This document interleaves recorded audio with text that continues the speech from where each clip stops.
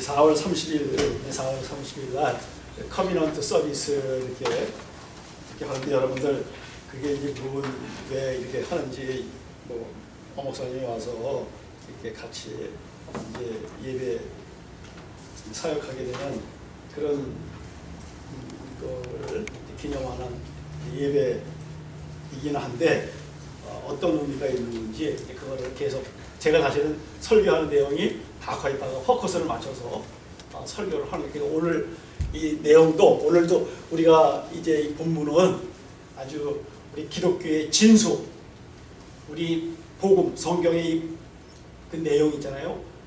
우리가 믿는 그 내용의 핵심 그 내용을 예수님이 말씀하신 그 비유로 이렇게 이제 나타내고 있는 건데 그거를 보여요. 그것과 우리가 이렇게 지향하는 우리가 이번에 커비넌트 서비스를 하는 것과 무슨 이제 연관이 있는지 이렇게 생각해 볼 수 있는 그런 시간을 가지려고 하는 겁니다. 그래서 우리는 무엇을 믿고 있는가? 여러분들 거기 영어로 된 거 한번 보세요. 영어는 그 똑같은 내용이니까. 오늘 제목이 무조건적인 사랑이잖아요. 우리 인간은요, 이 무조건 사랑을 믿어야 사실 마음의 평안은 어디서 오는 거냐면 이 무조건적인 사랑을 믿을 때 평화를 그리고 우리가 그걸 믿는 사람이 인간답게 살 수 있어요. 예수님은 있잖아요. 이 사랑을 전하시기 위해서 이 세상에 오셨고 그런데 그 사랑을 이렇게 믿는다고 하는 이제 바리새인들과 율법사들에 의해서 아이러니하게 이제 미움을 받고 이제 배척을 당하셨다는 거예요. 그들은 왜 예수님을 알아보지를 못했을까? 그 사람은 성경을 가지고 사는 사람들인데 왜 예수님이 어디 성경에 다 나와 있잖아요, 그죠? 언제 오신다고 하는. 그래서 어디서 태어나신 이런 거 다 돼 있는데도 불구하고 예수님을 알아보지 못하고 이제 그런 이유는 어디에 있을까? 이제 그것은 그 사랑을 잘못 배우고 이해했기 때문에 우리가 있잖아요. 오늘날도 마찬가지로 우리가 하나님 믿는 데 있잖아요. 하나님을 잘못 믿게 되는 이유가 이 잘못 이해하는 데입니다. 잘못 배우는 데입니다. 그래서 그들이 그렇게 잘못 배우고 이해하게 만든 게 뭐냐? 제가 그거 얘기해요. 그거 문제가 있다는 거예요. 그게 바로 그 당시에 성전 제도 그 조직 때문에 그 구조 때문에 이 부분에 대해서잖아요. 깊이 고민하는 사람들이 많지 않아. 왜? 그냥 그걸 우리는 주어진 데서 계속 그렇게 살아왔기 때문에. 오늘 본문은 있잖아요. 우리가 잘 알고 있는 이야기지만 우리가 여기서 제가 그 실마리를 찾으려고 그러는 거예요. 그래서 오늘 이 내용을 가지고 많은 작가들, 화가들, 음악가들 이 영감을 이렇게 줘서 이제 작품을 만들어내고 그랬어요. 이게 오늘 본문의 내용에 자신의 권리만을 주장하는 작은 아들과 이 법과 도덕을 내세우는 이 큰 아들에 대한 그 아버지, 그 관대한 아버지의 모습을 이렇게 보여주고 있어요. 그래서 하나님의 사랑을 어떻게 이해해야 하는지를 가르쳐주고 있는 거예요. 이게 방탕하게 이렇게 집 나간 자식과 아버지 밑에서 아버지 말 잘 들으면서 이렇게 살았던 그 두 아들에 대한 아버지의 그 태도, 아버지의 그 마음을 보는 거예요. 예수님은 당시 하나님의 사랑을 이렇게 잘못 이해하고 있는 이 바리새인들과 율법 학자들에게 이거를 얘기합니다. 오늘 본문 내용은 있잖아요. 다른 사람한테 얘기한 게 아니라 지금 하나님을 잘 믿고 있다고 하는 그 사람들에게 지금 얘기를 하는 거예요. 바리새인들과 율법학자들에게 예수님이 지금 말씀하시는 거예요. 이 대상이 그런. 그러니까 오늘 우리도 마찬가지예요. 우리도 이게 오늘 우리 교회 다니는 사람들, 하나님을 잘 믿고 있다고 하는 사람들, 이 귀담아 들어야 돼. 그러니까 이 목사들 귀담아 들어야 되는 얘기예요. 새겨 들어야 되는 얘기예요.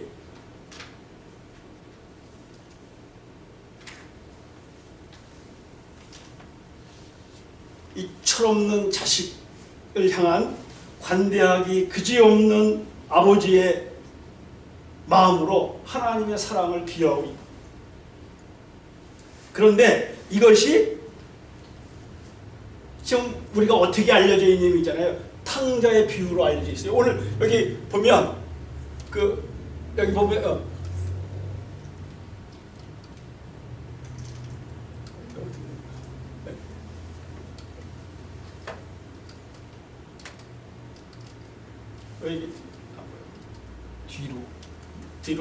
뒤로 가야 되나? 네.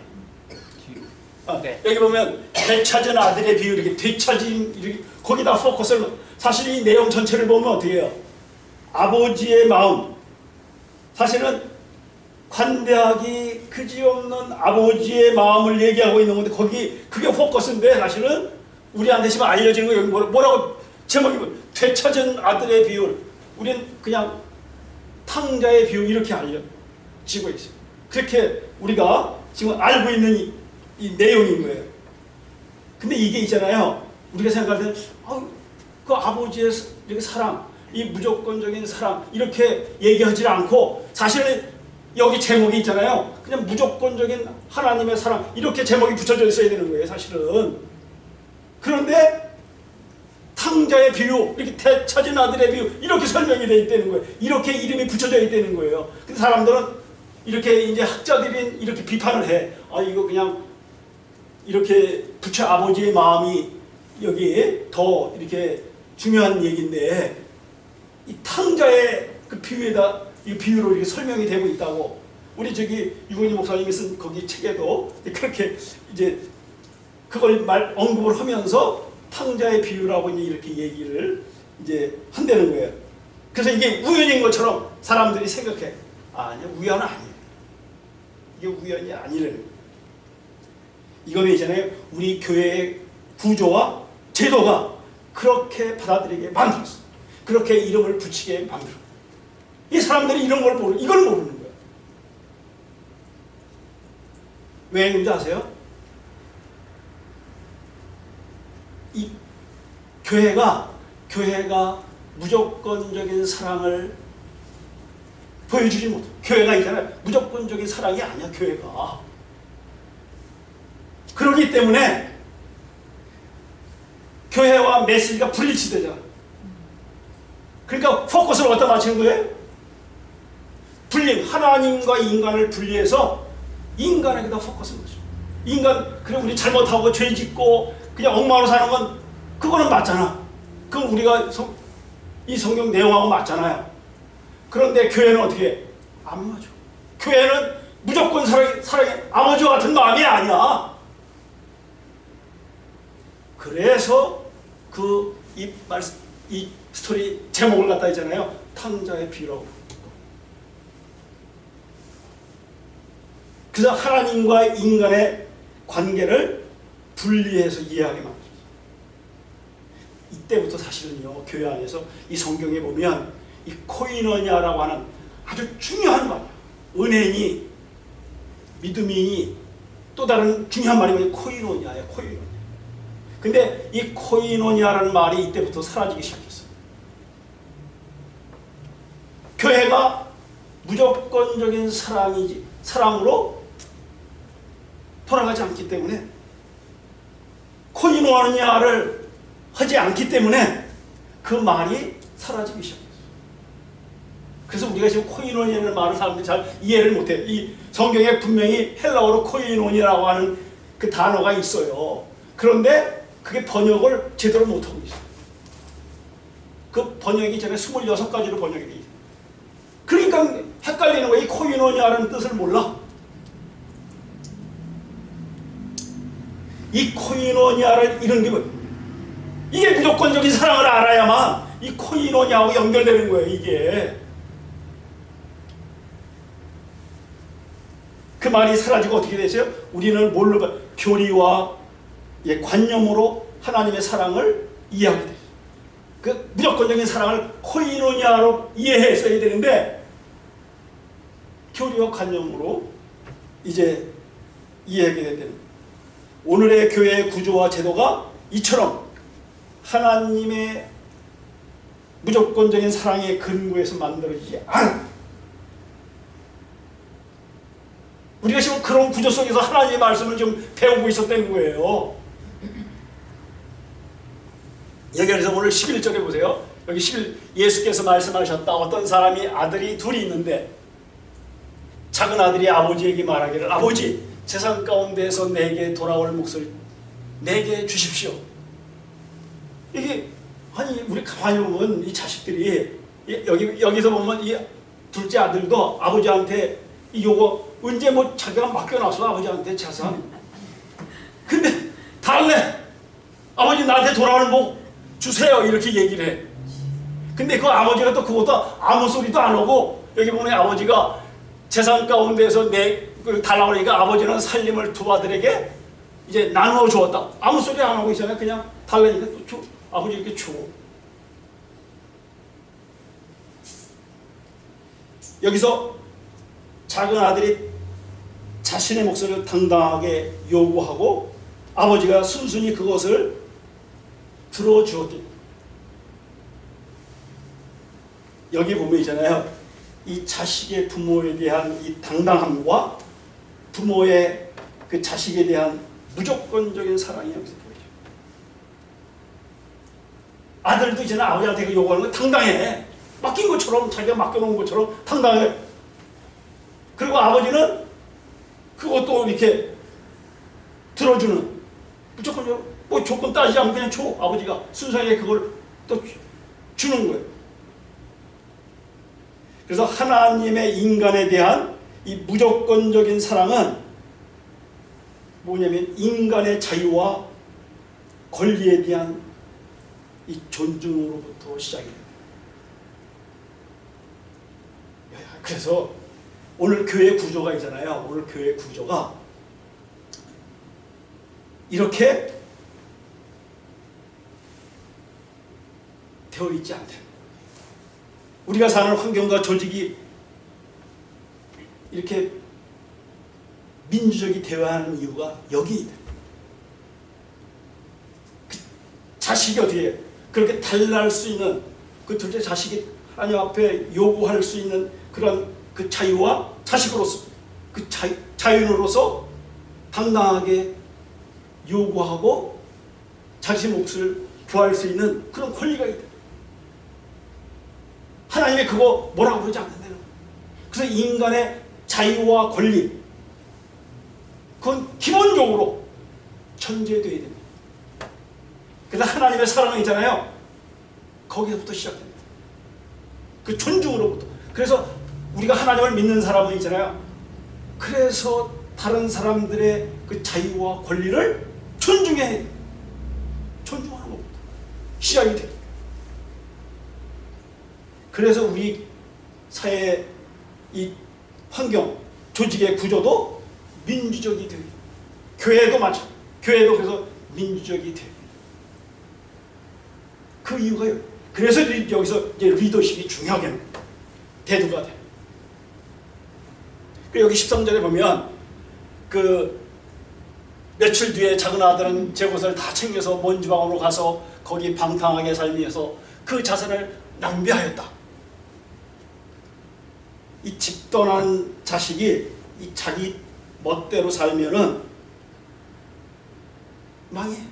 근데 아버지는 그 망할 거 알면서도 강제적으로 자식 말리지 않고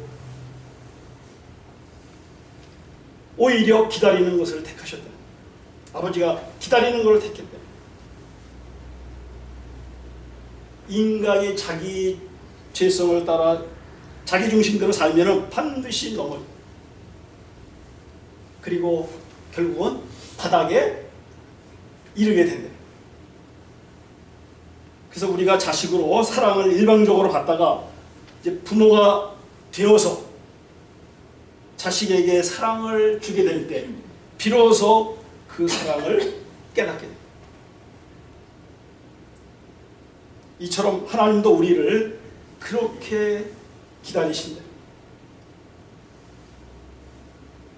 그래서 우리도 있잖아요. 교회에서 누가 누구를 강제하지 않는다. 잘못에 대해서 그냥 타이를 수는 있어도 우리는 기다릴 수 있습니다. 기다릴 수 있습니다. 이게 중요한 거예요. 우리 지금 교회에 그게 없는 거예요. 그게 교회 구조가 그렇게 안 돼 있어. 제도가 그렇게 안 돼 있어요.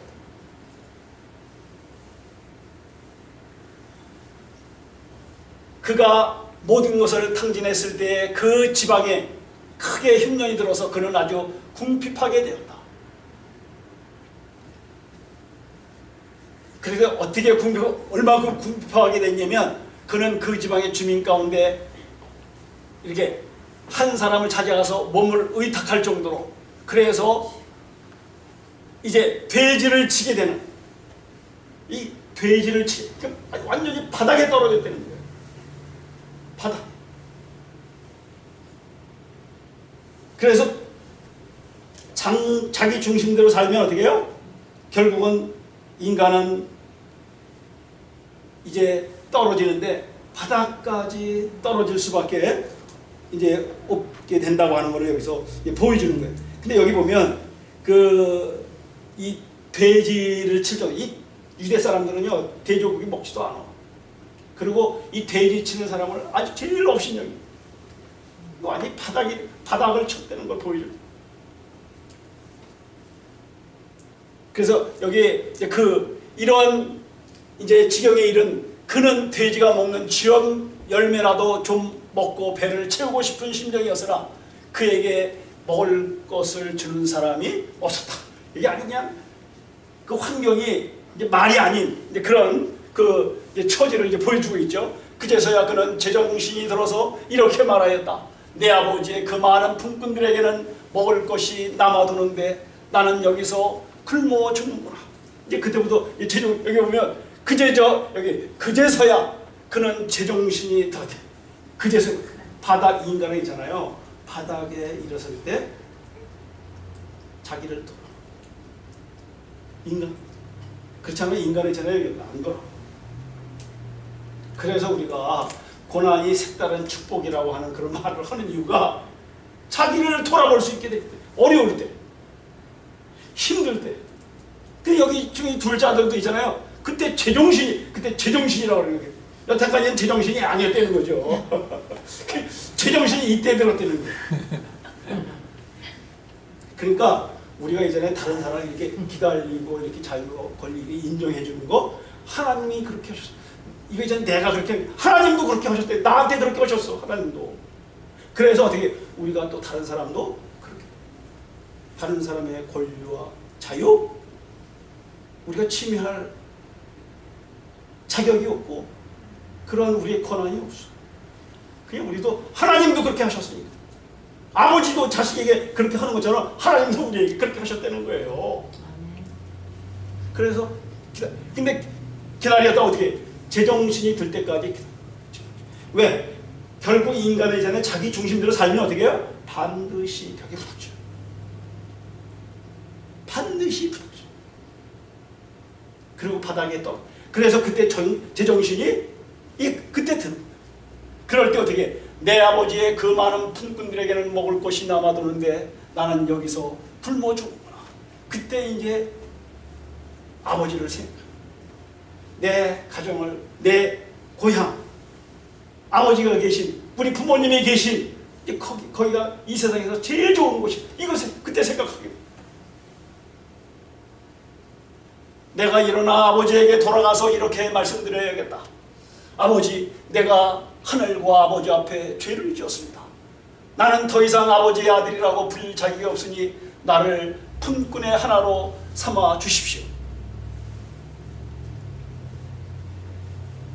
인간은 이렇게 자신을 돌아볼 수 있는 이성이 있어서 잘못으로부터 돌이킬 수 있다고 하는 게 있잖아요. 이 동물하고 다. 그래서 그 생각에서 행동으로 옮겨질 때 이제 변화가 일어나. 그때 변화가 일어나. 그래서 여기 보면 이제 나는 아들이 아니라 이제 품꾼으로 살겠다. 우리도 그러잖아요. 이 하나님 사랑을 알게 되면, 하나님의 사랑을 알게 되면 우리가 이제는 나는 그런 자격, 그 사랑에 비해서 내가 한 일을 내가 알기 때문에 이건 도무지 내가 이렇게 내 권리를 주장하고 내 자유를 주장하고 이럴 수가 없다고 하는 걸 자기 스스로 아는 거예요. 그래서 자기의 자유를, 권리를 포기하는, 그래서 품꾼, 난 종으로 살아요. 그래서 그걸 코가 끝내는 거예요. 그게 그 상태가 있잖아요. 하나님의 사랑에 이제 툭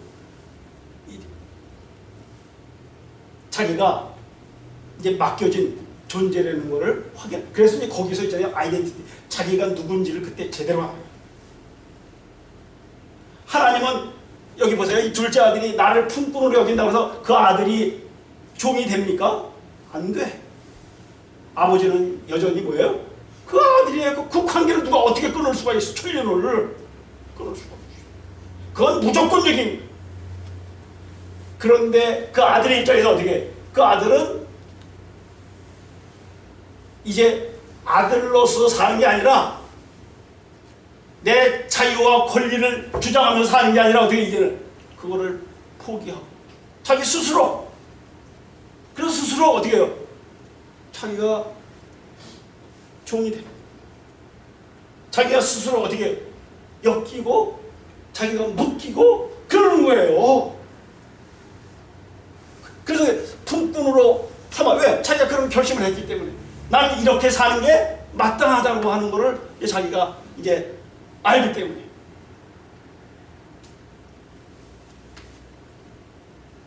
근데 나를 그렇게, 그러니까 그는 일어나서 아버지에게로 갔다. 그가 아직도 먼 거리에 있는데 그의 아버지가 그를 보고 측은히 여겨서, 아버지는 기다리고 있는 거예요. 계속. 지금 나를 이거 언제든지 자기 마음대로 살던 이놈 언제든지 돌아올 거라고 하는 거를 알고 아버지는 기다리고 계십니다. 그래서 늘 동구박을 이렇게 쳐다보고 있는 그 아버지의 모습이 우리가 연상이 되잖아요. 그런데 그 아버지가 이렇게 보니까 그 아들이 풀죽은 모습으로 거짓골을 하고, 그러니까 그걸 보면 아버지의 그 마음은 어떻게 해? 가슴에 아버지의 마음도 이게 무너지는 거예요. 측은함, 그 측은지심이 여기 보면 아버지의 그 북받쳐 오르는 그 뜨거운 감정을 우리가 읽을 수가 있어요. 그래서 아버지가 어떻게 해요? 반가운 마음에 그 측은히 여기서 달려가서 그의 목을 껴안고 입을 맞추었다. 그 목을 껴안고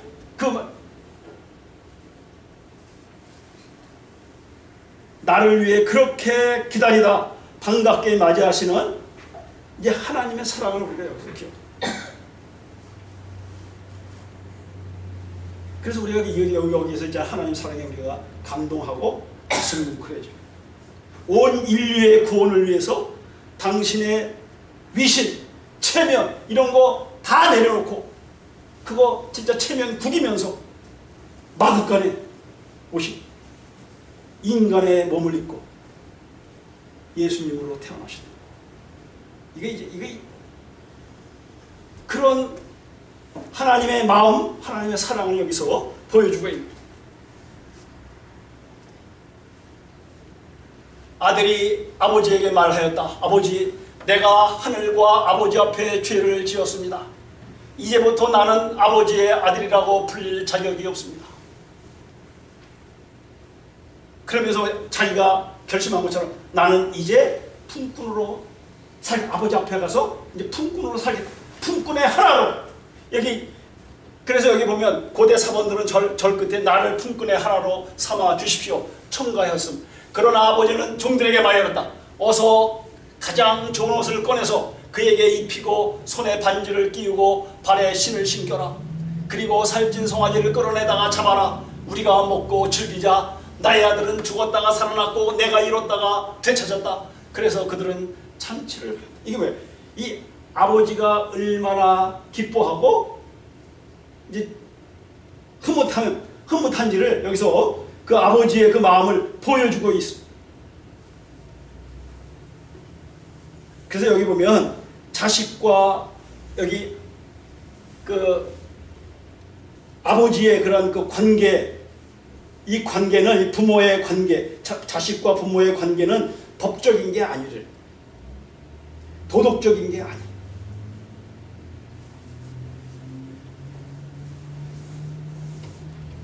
이거는 무조건적인. 이건 끊을래야 끊을 수가 없는.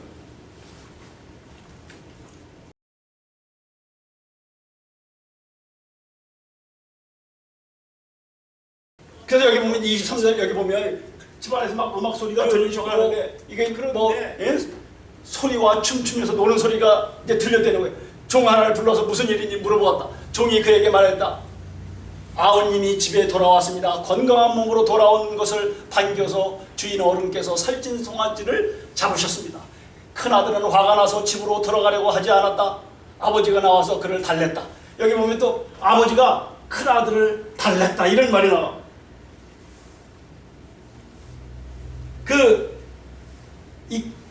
이제 자식과 아버지가 관계가 회복돼서 이 다른 사람들에게 알리고 기쁨을 나누는 모습.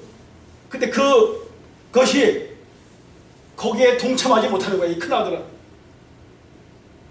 그 아버지는 그 아들도 귀하게 생각하기 때문에 계속 같이 길었던 그 아들도 귀하게 달래고 설득했다. 여기서 있잖아요. 이거 오해하지 마. 아버지하고 같이 있었던 그 아들을 천대한 게 아니야.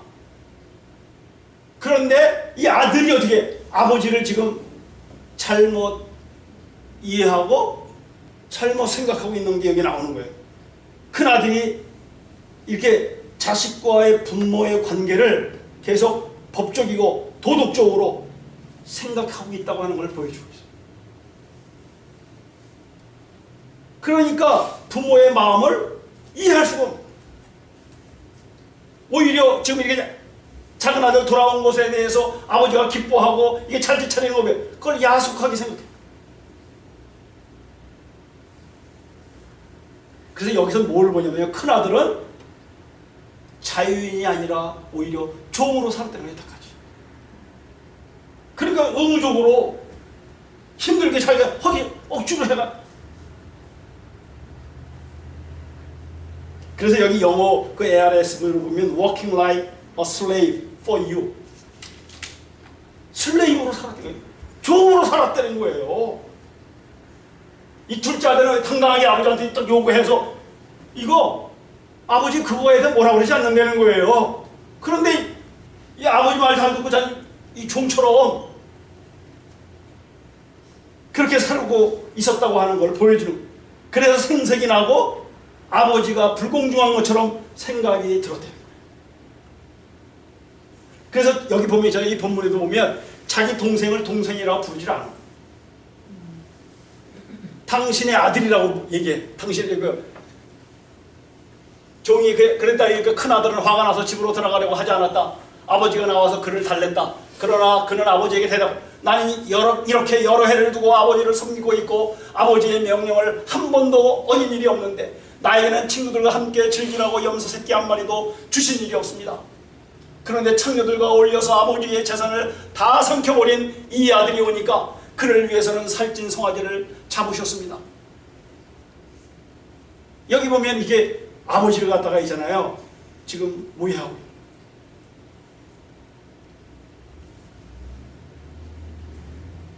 그래서 여기 당신의 아들이라고 해서 이렇게 얘기를 하면서 뭐냐면 분노하고 시기하고 이게 독선으로 가득 찬 모습을 우리가 있잖아요. 하나님을 믿으면서도 있잖아요. 하나님을 믿으면서도 우리 오늘 다른 사람 용서하지 못하고 자꾸 다른 사람을 판단하고 이게 독선에 빠지는 이유가 여기 있는 거예요. 우리가 이제 성경을 이런 구조 속에서 우리가 성경 많이 알잖아요. 그러면 다 판단하게 됐어요. 그 우리가 보수가 많은 거예요. 그래서 그러니까 목사들 보세요. 그래서 거기 교주가 나와. 자기가 하나님 반토막으로 생각해요. 자기가 하나님 그렇게 얘기를 하고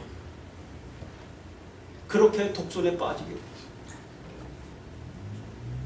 그리고 분노와 시기가 그 안에 그래서 용서를 못하는 거예요. 용서 안 돼.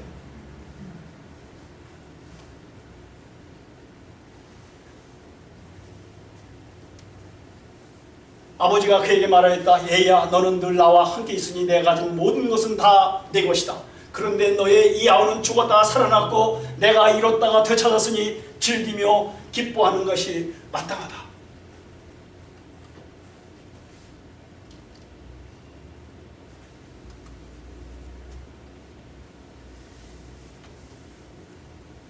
예수님께 나오는 이렇게 세리들과 죄인들로 마음이 상한 이 바리새파와 이 율법학자들에게 예수님이 이 비유를 말씀해 주십니다. 사랑을 관계가 아닌 법과 제도로 이해하는 그들에게 예수님을 믿지 못하는, 그러니까 하나님을 왜곡시킬 수밖에, 하나님의 뜻을 왜곡시킬 수밖에 없는 그거를 보여주십니다. 그래서 이 성경에 보면 있잖아요. 이런 내용이에요. 예수님이 바리새인들 질문한 너희는 성경을 어떻게 읽느냐, 어떻게 이해하느냐, 이거 이렇게 질문을 하신 적이 있어요. 이거 중요한 거예요. 중요한 거예요. 우리가 이렇게 오해하게 되고 곡해하게, 이건 몰라. 많은 사람들 성경 자기 나름대로 그렇게, 근데 이런 잘못된 구조와 환경 속에서 있잖아요. 우리가 이렇게 살면 우리 생각하는 게 어떻게 해요? 그렇게 지금 우리가 지금 여기 탕자의 비유를 제가 이제 얘기한 것처럼 우리는 하나님과 인간을 분리해서 이해. 이게 이혼론이에요. 이게 듀얼리즘. 이게 흑백 논리. 그렇게 되게 돼 있어요. 그래서 우리가 지금 보면, 그래서 보수와 진보는 나눠지는 거예요. 우리 구조가 그렇게 나누어서 생각할 수밖에 없게 사회가 만들어졌고, 잘 사는 사람, 못 사는 사람, 힘을 가진 사람, 이게 다 우리 사회 구조가 그렇게 돼 있어요. 그 시스템이 그렇게 돼 있어. 우리 백미도 보면 어떻게 1등석, 2등석 쫙 돼 있잖아요. 돈 많은 사람, 우리가 그런 구조와 시스템 속에 살고 있어. 그래서 있잖아요. 우리가 그렇게 이해하는 게 잘못됐다고 그렇게 생각하다 보면 어떻게 해? 성경을 그렇게 이해하게 돼. 잘못 이해하게 됩니다.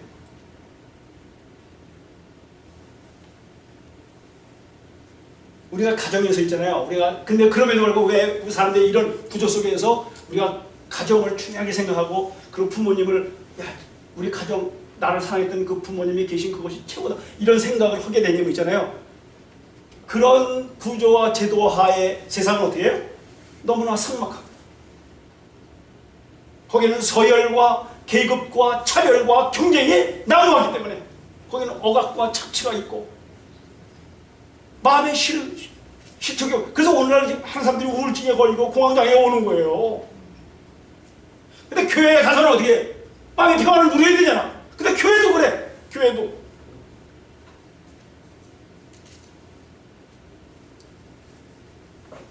가정에서 자식과 부모가 이게 하나로 떨어질 수 없는 사랑의 관계를 배우는 것처럼 교회에서 인간과 하나님이 하나로 떨어질 수 없는 사랑의 관계를 배울 수 있어요.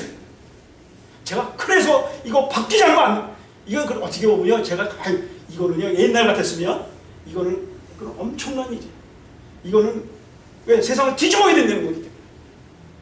근데 우리 지금 민주화, 이 세상이 오히려 있잖아요. 우리 교회보다 더 민주화되어 있어. 교회가, 이 세상이 있잖아요. 더 민주화되어 있고 더 개방적이고 그래. 오히려 교회가 뒤떨어져 있어. 그런데 어떻게 복음을 전해요? 그래서 똑똑한 사람들이 교회에서 얘기하는 거 안 듣는 거, 귀 다.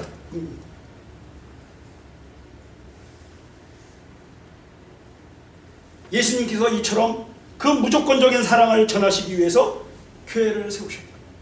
이 무조건적인 사랑을 전하시기 위해서. 그리고 십자가의 순종으로 본을 보이시고. 여기서 뭐예요? 교회는 민주적이고 개방적인 조직이 돼. 그리고 그 리더십은 사랑의 본을 요구합니다. 사랑의 본이 요구돼요. 그렇잖아요. 그럴 때 사랑이 저런. 그래서 우리가 자기 주장대로, 자기 생각대로, 자기 자유와 권리를 주장하면서 그게 잘못됐다고 하는 거, 그게 나만을 생각하는 그게 될 수 있어. 그걸 알게. 그거보다 더 중요한 하나님의 사랑을 이제 제정신이 들어서 알게 되면 그때는 뭐야? 교회는 그런 곳이 돼. 우리 교회가 그런 곳이 돼. 우리가 그 사랑의 약속, 우리는 그걸 믿는 사람이라고 하는 걸, 우리 교회는 그거를 시작한다. 그래서 우리가 커뮤니티 서비스. 우리 모두 이 일을 위해서 함께 기도해 주시고 이렇게 마음을 모두 올려주시길 주의 이름으로 축원합니다. 아멘.